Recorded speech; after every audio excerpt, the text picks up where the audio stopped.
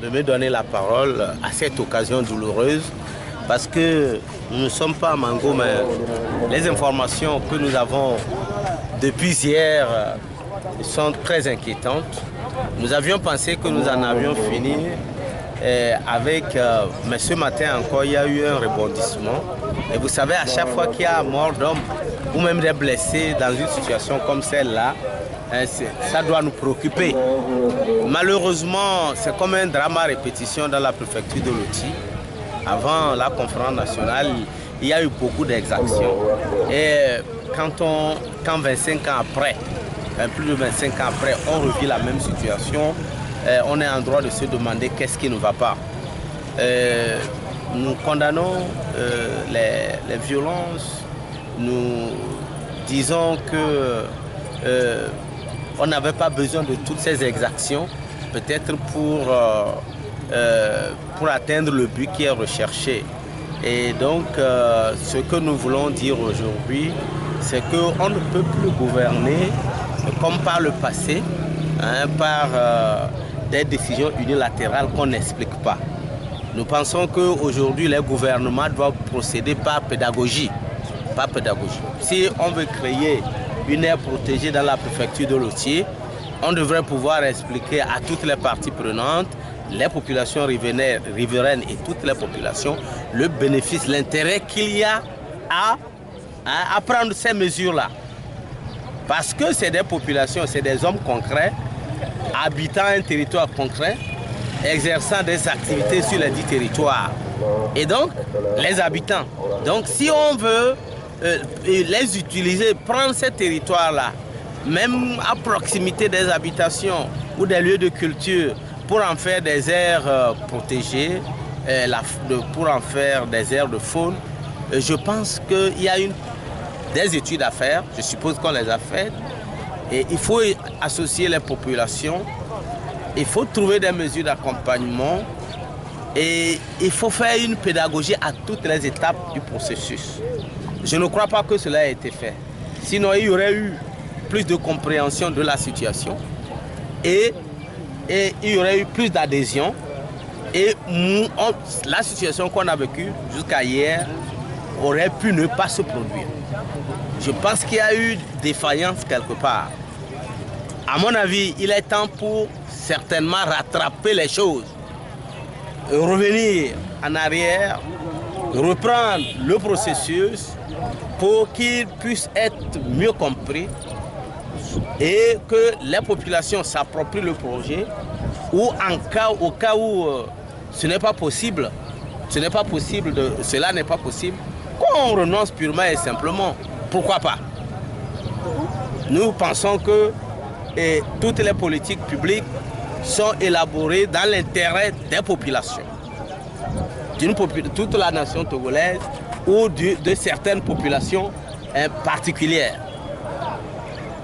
Alors, si les politiques, la mise en place des politiques publiques comme celle des aires protégées devrait aboutir à autant de morts, où allons-nous?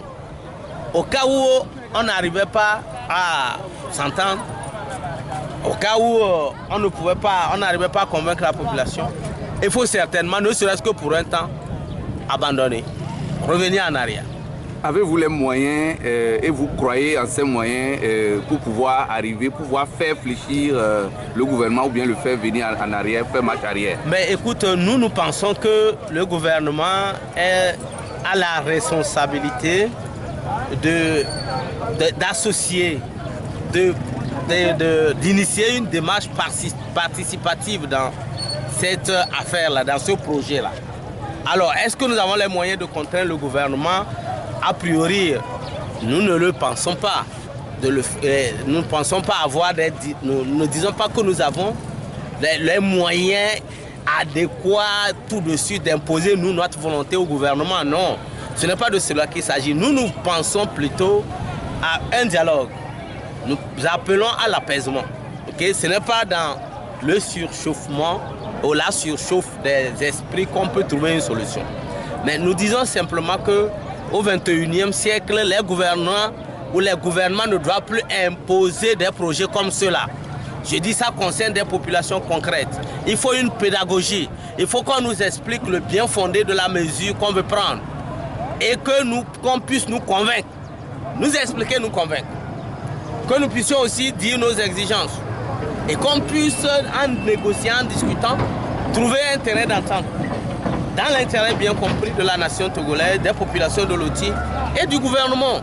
C'est ce que nous disons. Alors, est-ce qu'on peut, il y a moyen d'imposer ça au gouvernement, notre volonté au gouvernement? Non, je ne pense pas que le but n'est pas d'imposer notre volonté au gouvernement. Mais nous disons que même si les choses doivent se faire dans l'intérêt bien compris et du Togo, et du gouvernement, et des populations locales. Parce que c'est elles qui sont avant tout concernées. Voilà. Alors, le gouvernement doit faire de la pédagogie. Voilà ce que nous disons. Les populations sont là. Que le gouvernement revienne en arrière pour faire de la pédagogie. Pour expliquer clairement les objectifs poursuivis par ce projet-là. Quelles sont les mesures d'accompagnement? Quand, dans la loi, quand le gouvernement a besoin d'un immeuble pour un travail d'intérêt public ou d'utilité publique, il l'exproprie. Il l'exproprie. Et la loi exige qu'il y ait une indemnité juste et préalable. Vous voyez? Voilà. Alors, s'agissant d'une opération d'envergure comme celle-là, il y a certainement aussi il y a certainement lieu de pouvoir trouver une solution idoine qui implique toutes les parties prenantes. Le Togo qui est concerné, ce n'est pas dans le désordre qu'on peut aboutir à une solution, mais le gouvernement a la responsabilité de faire comprendre les choses, d'expliquer les choses aux populations et de trouver une solution qui soit l'assentiment de tous. Merci. Voilà. Merci.